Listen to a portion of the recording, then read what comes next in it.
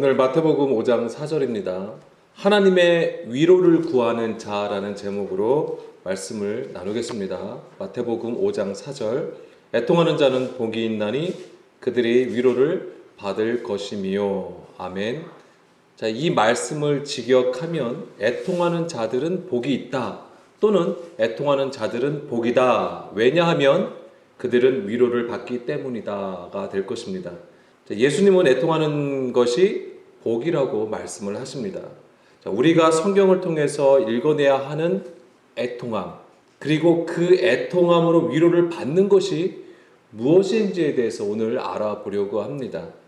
지난 시간에도 잠깐 언급했지만은 팔복은 천국 백성으로 살아가야 하는 어떤 지침이나 또는 천국 백성이 되기 위한 어떤 조건을 제시하는 것이 아니라고 말씀을 드렸습니다. 우리는 팔복과 이 산상수훈의 말씀을 예수를 믿고 구원을 받는 자들이 그리스도인으로서 살아가야 하는 덕목 정도로 생각을 하는 것이죠. 어느 정도 일부는 맞습니다만 그것이 전부가 아니라고 하는 것입니다. 우리는 팔복을 8개로 구분해서 읽고 있는 것이지만은 팔복은 하나님 나라를 선포하신 거예요. 그것 자체가 하나님 나라라고 하는 것입니다. 그리고 그 하나님 나라는 어디에 있습니까? 예수님께서 말씀하신 것처럼 바로 우리 안에 있다라고 하는 것이죠. 그러니까 중요한 것은 우리가 어떠한 존재인가예요. 예수님은 우리가 어떤 존재인가를 말씀하시는 거예요. 그리고 그 정체성에 대해서 말씀하시는 것이죠. 따라서 예수님은 마태복음 4장 17절에서 말씀하신 것처럼 회개하라 천국이 가까이 왔다라고 하신 거잖아요. 그러니까 우리가 어떤 존재인지, 예전에는 예수님의 말씀을 우리가 듣기 이전에는 우리의 가르침, 우리의 계명으로 살았다고 하는 거예요. 그래서 그것이 율법의 행위로 나타났던 것이죠. 이젠 그것에서 떠나서 진정으로 하나님의 그 복음, 하나님의 진의를 깨달아서 그 복음의 삶으로 살아야 되는 것을 말씀을 하신 것이에요. 그것이 바로 하나님 나라라고 하는 것이죠. 예수님은 그걸 말씀하신 거예요. 그래서 이 산상수훈은 누가 듣는 것이라고 했죠? 지난 시간에도 우리가 나눴던 거잖아요. 제자들, 그 제자들의 수준에 이르렀을 때에 비로소 듣게 된다고 하는 것입니다. 바로 주님 앞에 믿음으로 서 있는 자들이죠. 예수님은 율법을 폐하러 오신 것이 아니라 완전하게 온전케 하시기 위해서 오셨다라고 말씀하셨습니다. 그러니까 주의 제자가 된다는 것은 그의 말씀을 듣고 깨닫는 구조가 세워진 자들을 의미하는 거예요.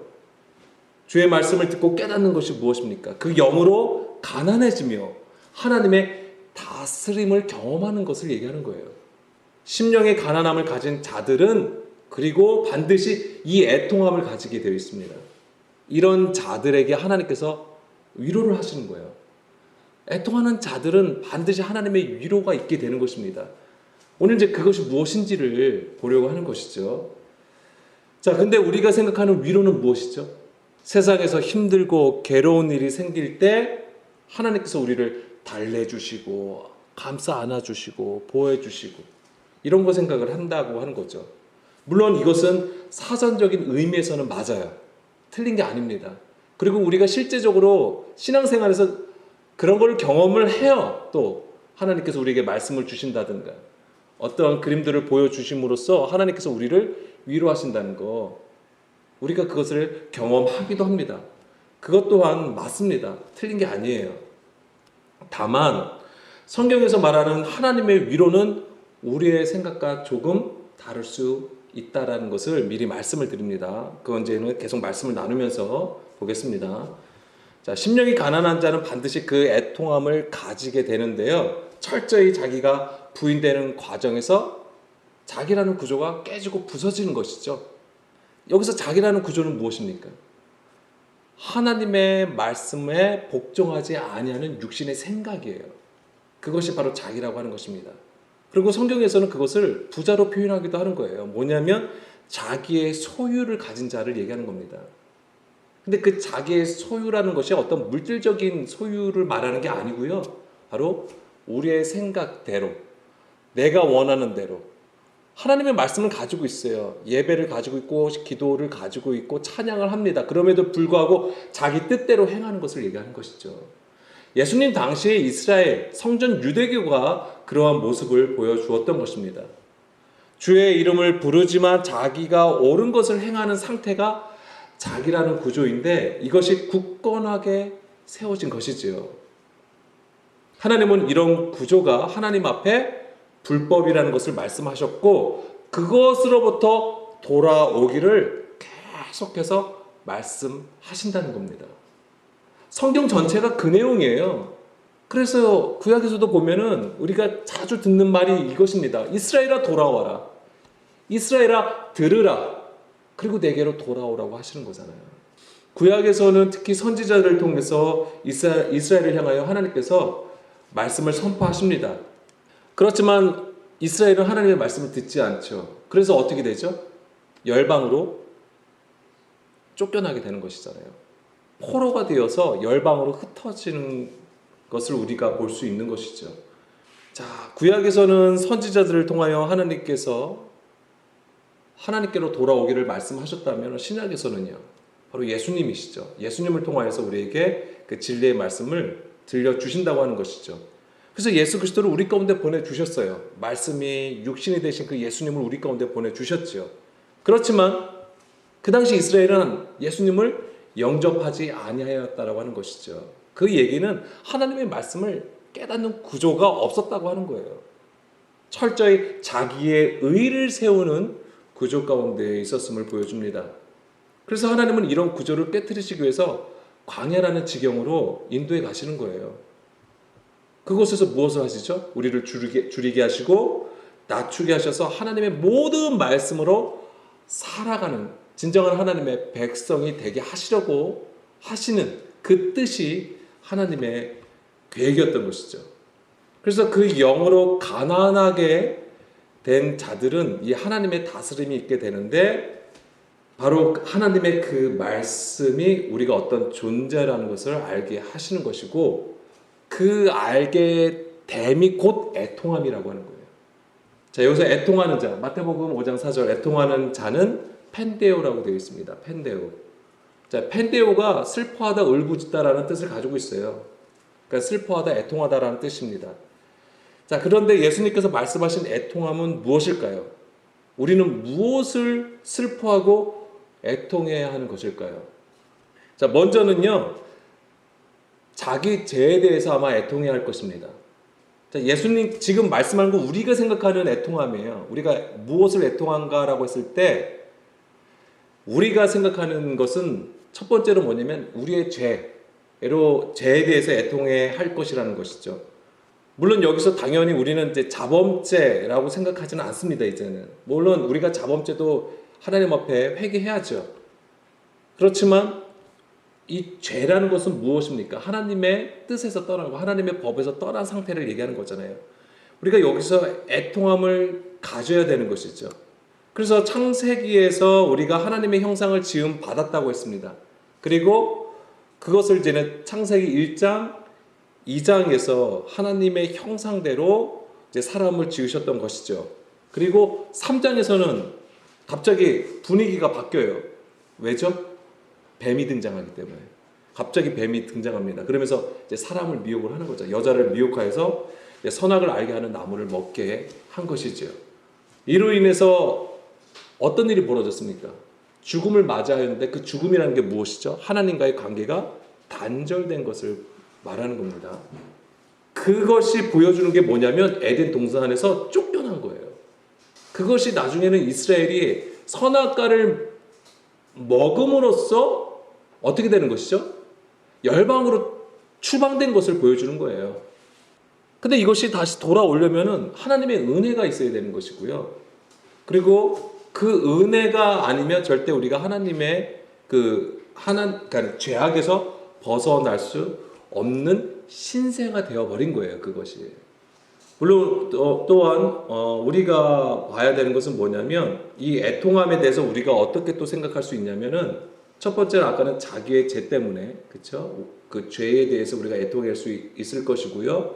두 번째로는 세상에서 당하는 고난과 고통 때문에 애통해 할 수 있을 거예요. 그래서 우리가 당한 현실에서 정말 힘들고 어려운 지경에 있을 때, 그래서 우리가 뭐 경제적으로 힘들어지거나 몸이 아프거나 아니면 어떤 사람과의 관계 속에서 되게 힘들어하는 경우가 생기죠. 그것 때문에 또한 우리가 애통하여서 하나님을 찾을 수도 있을 겁니다. 특히 성경에도 그런 분위기가 있어요. 뭐냐면 자기는 하나님의 말씀대로 살아가는데, 하나님의 법을 잘 지키면서 살아가는데, 악인들은 보니까 형통하고 악인들은 너무 잘 살아. 그리고 그 악인들은 의인들을 막 핍박을 하는 것을 얘기를 한다고 하는 것이죠. 성경에서 그런 말씀들이 있습니다. 예를 들자면 시편 119편, 136편. 그들이 주의 법을 지키지 아니함으로 내 눈물이 시냇물같이 흐른다라고 되어 있어요. 여기서 그들이 누구겠습니까? 악인들을 얘기하는 거예요. 하나님의 법을 지키지 않는 자들. 이것 때문에 이 대적자들로 인하여서 자기가 지금 눈물을 흘리고 있다고 하는 거잖아요. 그러니까 애통해하고 있는 것이죠. 하나님의 법을 지키지 않는 자들이 멸시하고 핍박한다고 하는 거예요. 거기서 구원해 달라고 지금 호소하는 것입니다.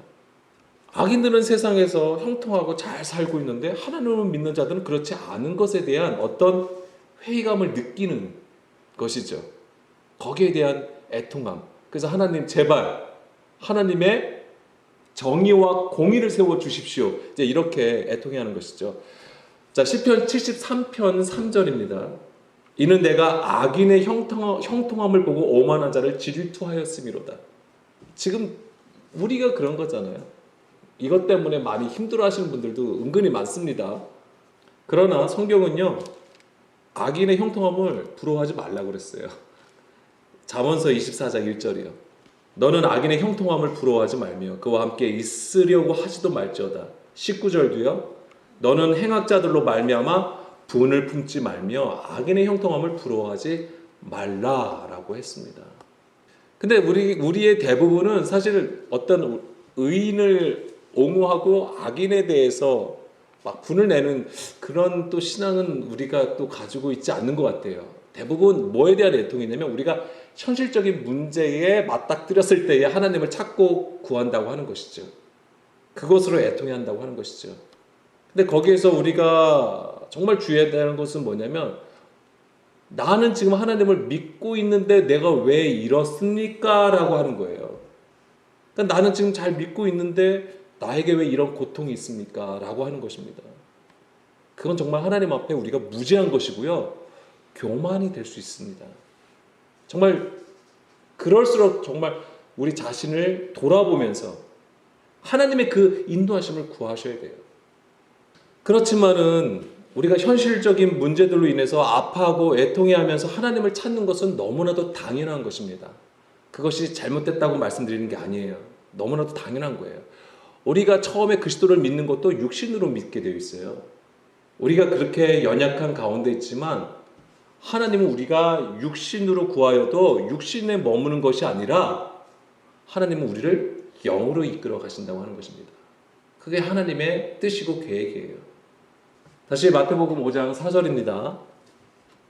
애통하는 자는 위로를 받는다고 했는데, 위로를 받는 것이 무엇인지를 알게 되면은 우리가 무엇을 애통해야 하는지도 알게 되어 있습니다. 자, 위로를 받는 것은요. 자, 먼저 누가복음 2장 25절 보겠습니다. 이게 위로를 받는다고 하는 것 자체가 뭐냐면 복인데, 이게 뭐냐면 메시아적인 복이 돼요. 그러니까 메시아적인 관점에서 이것이 복이 돼요. 뭐냐면 누가복음 2장 25절 보게 되면 예루살렘에 시몬이라 하는 사람이 있으니 이 사람은 의롭고 경건하여 이스라엘의 위로를 기다리는 자라. 성령이 그 위에 계시더라. 이 정결 예식 때에 이제는 아기 예수를 데리고 예루살렘으로 올라갔잖아요. 그런데 거기에서 누가 있었냐면 시몬이라는 자가 있었어요. 근데 이 성경에서 시몬은 어떤 자입니까? 의롭고 경건해서 하나님의 위로를 기다리는 자라고 되어 있어요. 그러니까 이 하나님 이스라엘의 위로는 메시아의 도래와 연결되는 겁니다. 자, 이 말씀은요, 이사야 40장 1절과 연결됩니다. 1, 2절 말씀 보게 되면은 너희의 하나님이 이르시되 너희는 위로하라, 내 백성을 위로하라. 너희는 예루살렘의 마음에 닿도록 말하며 그것에게 외치라. 그 노역의 때가 끝났고 그 죄악이 사함을 받았느니라. 자, 무엇을 위로하시는 거죠? 노역의 때가 끝났다고 하는 거예요. 그 죄악이 사함을 받았다고 하는 것입니다. 이것이 위로예요. 이것이 복음이라고 하는 거예요. 자, 이것의 배경이 되는 것은 무엇입니까? 이스라엘이 지금 바벨론으로 포로로 끌려갔던 거잖아요. 거기서부터 어떻게 하는 거예요? 그 포로 생활에서 해방되어서 이스라엘로 다시 돌아오는 것을 말씀하신 거예요. 이게 예언으로 말씀하신 겁니다. 그리고 그 바벨론에서 돌아오는 것, 그 포로 생활에서 해방되는 것이 곧 죄사함을 받는 것이죠. 그것을 보여주는 거예요. 그걸 알아야 되는 겁니다. 그래서 우리가 신약에서도 무엇을 읽게 되냐면은 너희가 죄의 종로로 타는 것에서 해방된 것을 얘기하는 거잖아요. 바울이 그걸 얘기한 겁니다. 그리고 그것을 이루신 것이 바로 예수님이었던 것이죠. 물론 이스라엘이 바벨론으로 포로로 끌려간 것은 어떤 국제적 정치적인 이유가 있었겠죠. 그 당시에. 그렇지만 성경은 하나님의 말씀을 듣지 않고 자기의 뜻으로 행한 것 때문에 하나님의 그 약속하신 그 지경에서 추방시킨 거예요. 그러니까 창세기 3장의 그림하고 같은 거예요. 그 말씀대로 이루신 거예요. 하나님의 말씀을 듣지 않는 것. 그래서 하나님께서 정말 뭘 원하시는가? 그 공의와 정의를 세우지 않고 자기의 소유를 채우는 것에 혈안이 됐던 이스라엘을 하나님께서 쫓아내신 것이죠. 그리고 다시 그 이스라엘이 고국으로 돌아오는 것이 곧 무엇을 의미하는 거냐면 그들이 하나님의 말씀을 듣지 않은 죄로부터 하나님께서 사함을 선포하신 것이죠. 그래야지만 돌아올 수 있는 거예요. 이것이 바로 오늘 우리가 들어야 되는 복음의 메시지라고 하는 거예요. 사실 예수님도 이것을 말씀하신 거예요. 자, 이어서 보게 되면 3절부터 5절 말씀이 무엇입니까? 외치는 자의 소리여 이르되 너희는 광야에서 여호와의 길을 예비하라. 사막에서 우리 하나님의 대로를 평탄케 하라. 골짜기마다 도두어지며 산마다 언덕마다 낮아지며 고르지 아니한 곳이 평탄하게 되며 험한 곳이 평지가 될 것이요 여호와의 영광이 나타나고 모든 육체가 그것을 함께 보리라. 자, 우리 안에 골짜기, 산, 언덕, 고르지 아니한 것, 험한 것, 이것을 어떻게 하시는 겁니까? 평탄하게 하신다고 하는 거예요. 이게 바로 의인이에요. 의인의 모습이에요. 평탄케 된 게. 그래서 뭐가 펼쳐지냐면 하나님의 대로를 내시는 것이죠. 골짜기, 산, 언덕 이런 것 평탄치 아니한 것이 뭐냐면 하나님의 말씀을 자기의 것을 해석하여서 가감해 버리는 것들을 보여주는 것이고 자기의 유익을 추구하는 것들을 다 말씀하신 거예요. 그래서 바벨론으로 추방시키신 것이죠. 그래서 바벨론의 포로 생활은 그러니까 죄에게 종로로 타는 것을 보여주었던 것이고요. 오직 예수 그리스도를 통해서 구속함을 받을 때에 바로 그 죄에서 사함을 얻게 되는 것입니다. 그것이 바로 하나님의 위로라고 하는 것이죠. 다시 누가복음 2장 25절로 돌아와서 자, 이스라엘의 위로를 기다리는 자가 누구라고 했죠? 시므온이라고 했습니다. 이 시므온의 뜻이 무엇입니까? 들음이에요. 들음. 듣다라는 뜻을 가지고 있습니다. 그러니까 하나님의 대로를 준비하는 것, 주의 오시는 길을 예비하는 것은 무엇으로 이루어지는 것이죠? 들음을 통해서 이루어진다는 것을 알아야 되는 것이고요. 그 들음은 뭐예요? 그리스도의 말씀을 듣는 것이죠. 그것을 바울은 믿음이라고 했던 거예요.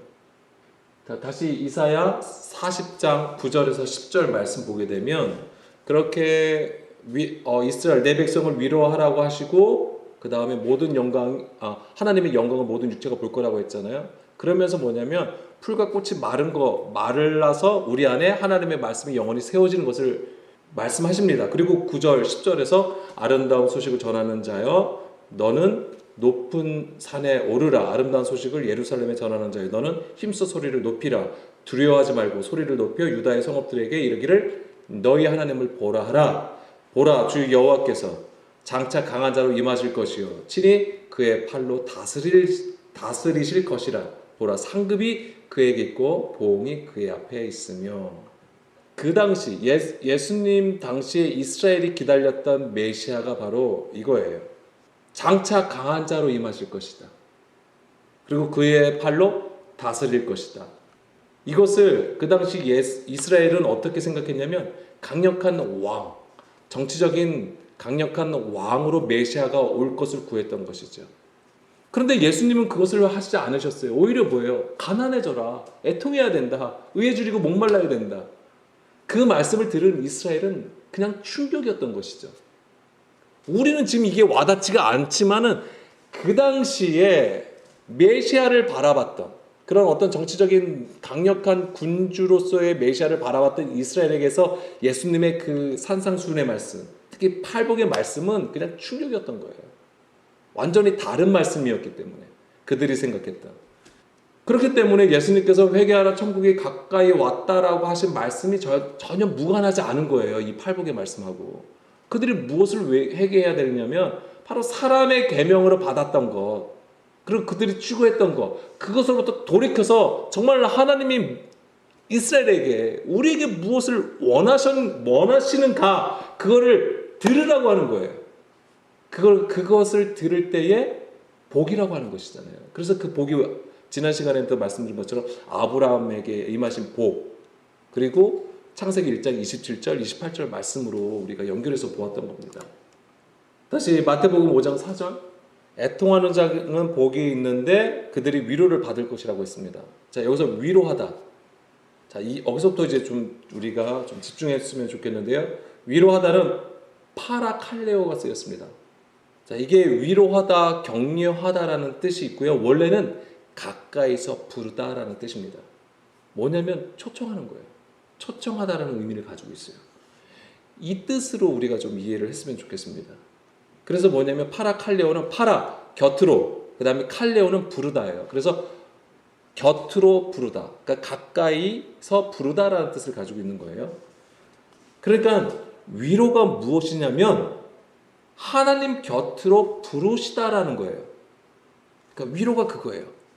그러니까 벌써 우리가 생각했던 위로하고 좀 달라요. 하나님께서 부르시다라는 거예요. 뭐냐면 하나님께서 초청하시는 것이 바로 위로가 되는 거예요. 그러니까 우리는 뭘 생각하셔야 되냐면 우리는 하나님, 예를 들자면 우리가 하나님을 어떤 것을 하나님의 어떤 임재를 경험을 하면은 우리는 무엇을 생각하냐면 그 임재하심으로써 내가 지금 당한 문제를 해결하는 것에 위로를 받으려고 하는 거예요. 근데 중요한 게 뭐냐면 그거 이전에 뭐가 있냐면 벌써 하나님께서 나에게 임하신 것 자체가 위로가 된다라고 하는 거예요. 그러니까 애통하는 자를 향하여 하나님께서 초청하시는 거예요. 그게 위로라고 하는 겁니다.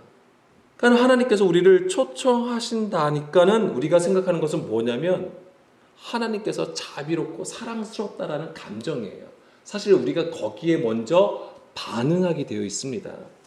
그러니까 하나님과의 관계 속에서 우리가 감정적인 부분도 매우 중요합니다.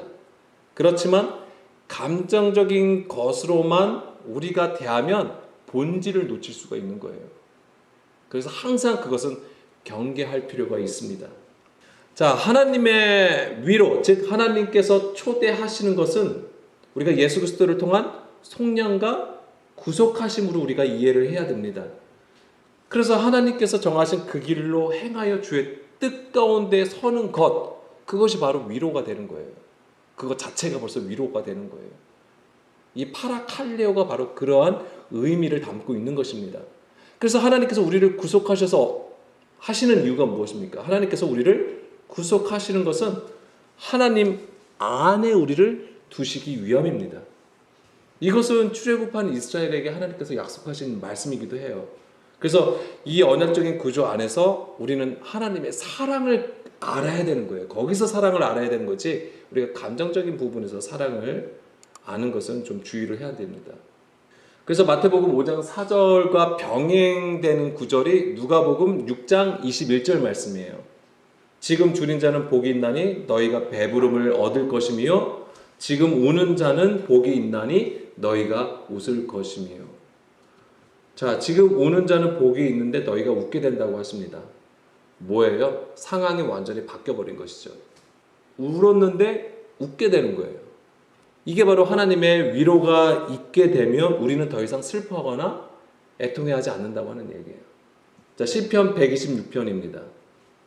이 시편 126편도 뭐냐면 이스라엘이 포로 생활에서 이제 예루살렘으로 돌아오면서 돌아온 것을 하나님께 찬양하는 시편이 되는 건데요. 1, 2절 말씀 보게 되면 여호와께서 시온의 포로를 돌려보내실 때에 우리는 꿈꾸는 것 같았도다. 그때에 우리 입에는 웃음이 가득하고 우리 혀에는 찬양이 찼었도다. 그때에 문나라 가운데서의 말하기를 여호와께서 그들을 위하여 큰 일을 행하셨다 하였도다. 자, 하나님께서 그들을 위하여 큰 일을 행하셨다. 이게 뭐죠? 바로 바벨론으로부터 돌아온 것을 얘기하는 것이죠. 그것이 곧 시온의 회복이었고요. 이스라엘의 회복을 말하는 것이었습니다.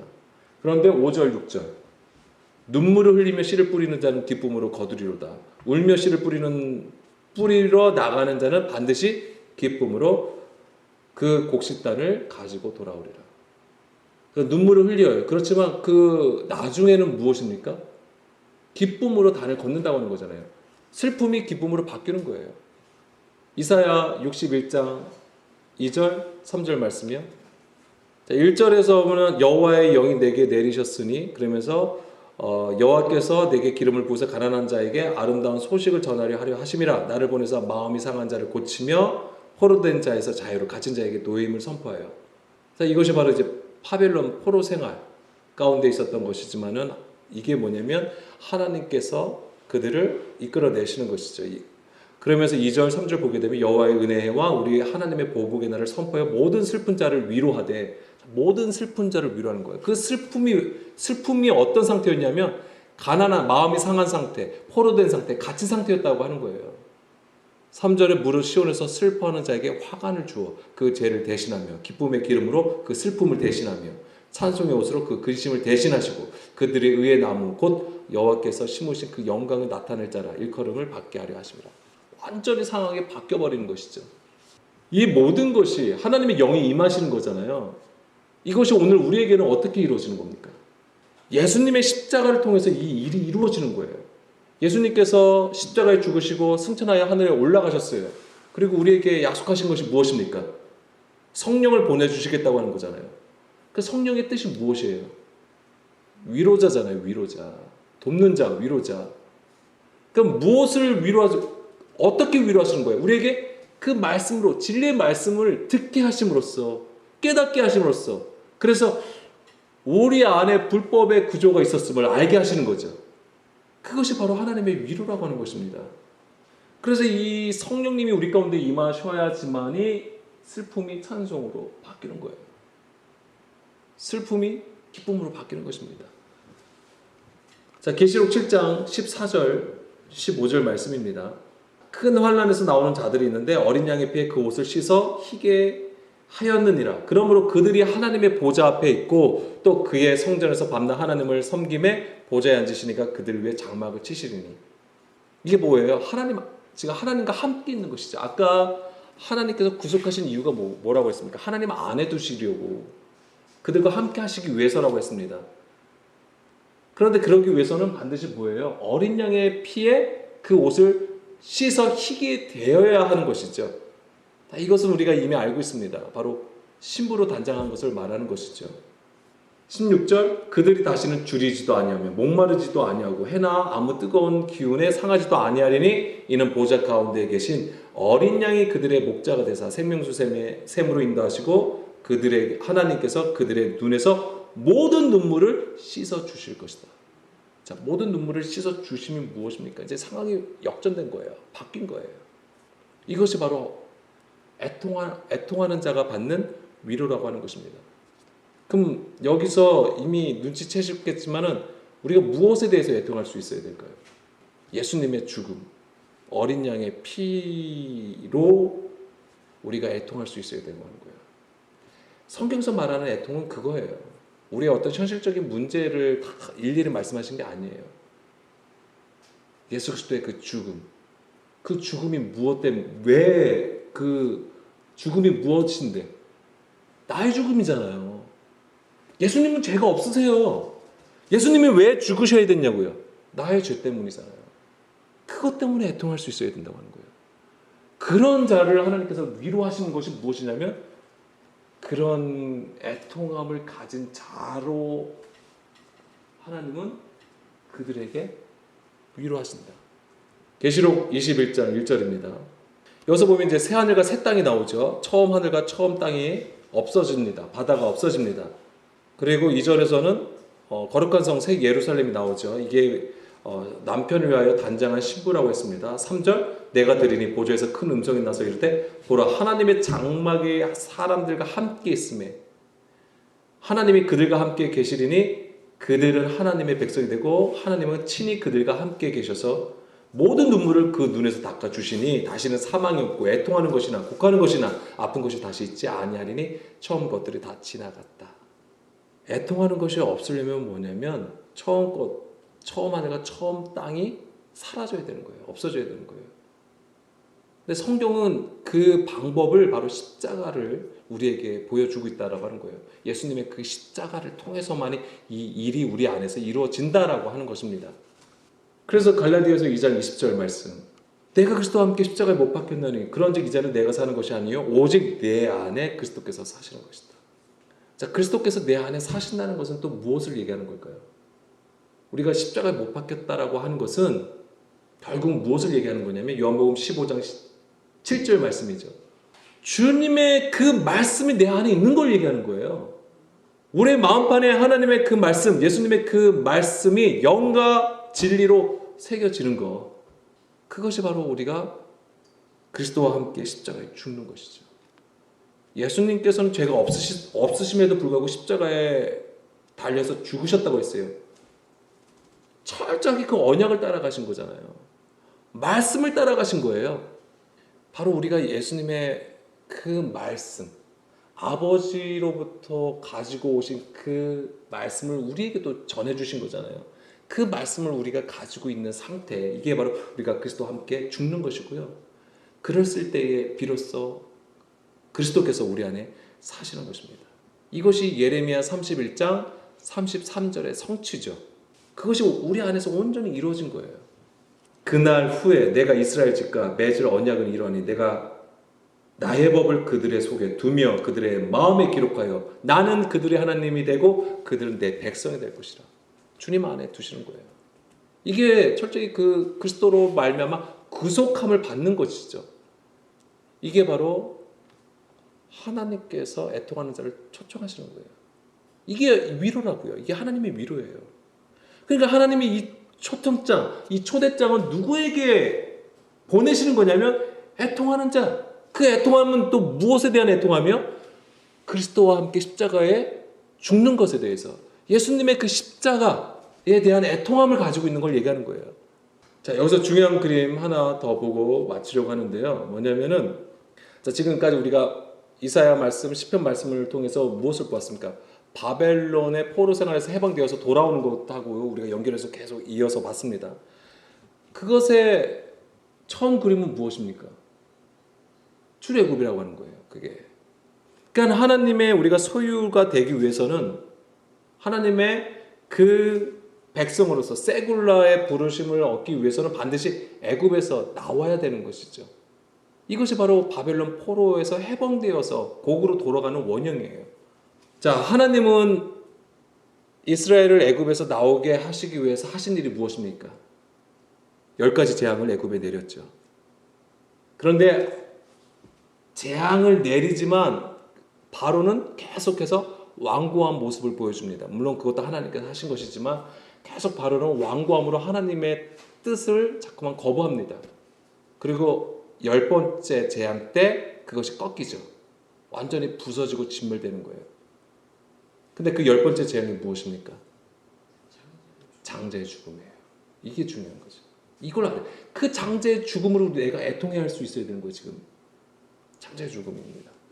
그것이 출애굽기 12장 29절 30절 말씀인데요. 애굽에 장자된 모든 것이 죽게 되었고 애굽에는 큰 부르짖음이 있다고 했습니다. 자, 그런데 지금 이거는 애굽의 얘기인데요. 그럼 또 반면에 이스라엘은 이 죽음에서 어떻게 된 거죠? 건짐을 받았잖아요. 어떻게 해요? 어린 양을 잡아서. 그 어린 양의 죽음이 있었던 거예요. 그래서 어린 양을 잡고 그 피를 임방과 문설주에 발랐고 그 다음에 무교병하고 쓴 나무를 함께 먹었단 말이에요. 그러니까 예수의 피와 예수의 살을 먹은 거죠. 애굽의 장자의 죽음은 곧 우리의 육신됨이 죽은 것을 보여주는 거예요. 우리가 사실 죄인이기 때문에 죽을 수밖에 없는 존재예요. 그러니까 우리가 죽어야 됨에도 불구하고 그 어린 양의 피로 말미암아 그 죽음에서 면했다는 것이죠. 그것이 바로 우리의 죄를 대신하여서 죽으신 예수님의 십자가라고 하는 것입니다. 그러니까 그것 때문에 애통해야 된다고 하는 거예요. 하나님은 그런 애통함을 가진 자들을 위로해 주시는 거예요. 뭐예요? 초대해 주신다고 하는 거예요. 그 하나님의 위로의 방법은 바로 성령님을 우리 가운데 보내주심으로써 진리 가운데로 인도해 주시는 것입니다. 그것이 하나님의 위로라고 하는 거예요. 우리가 그리스도와 함께 십자가에 못 박히는 것이 있을 때에 장자의 죽음에 대한 애통함이 있게 되는 거예요. 하나님은 그리스도의 죽음에 동참한 자들을 불러서 애굽에서 이끌어 내시는 것입니다. 그것이 바로 하나님의 위로인 것이죠. 우리가 이 하나님의 위로를 받기를 원하는 것이죠. 오늘도 우리가 그 하나님의 위로를 받는 그 한 사람으로 서길 간절히 원합니다.